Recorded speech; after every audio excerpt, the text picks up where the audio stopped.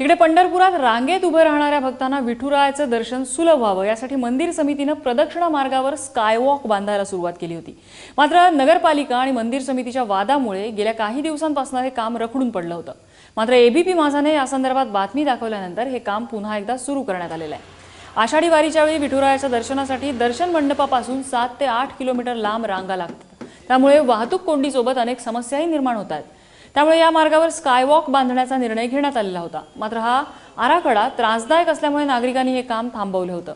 अखेर पालिकेने सुधारित आराखड्याला मान्यता दिल्यानंतर हे काम पुन्हा एकदा सुरू करण्यात आलंय।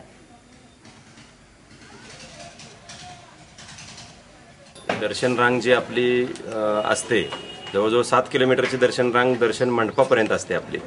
त्याच्यामध्ये जर भाविकांसाठी जर स्कायवॉक करून त्यांना जलद दर्शनासाठी जर केलं मंदिर समितीमार्फत तर मदत होईल अशा प्रकारचा प्रस्ताव होता। आणि हा 340 मीटरचा स्कायवॉक आहे जो अत्यंत भरवस्तीतनं जातोय, जेणेकरून या इथल्या नागरिकांना देखील त्या दर्शन रांगेची काही अडचण होणार नाही।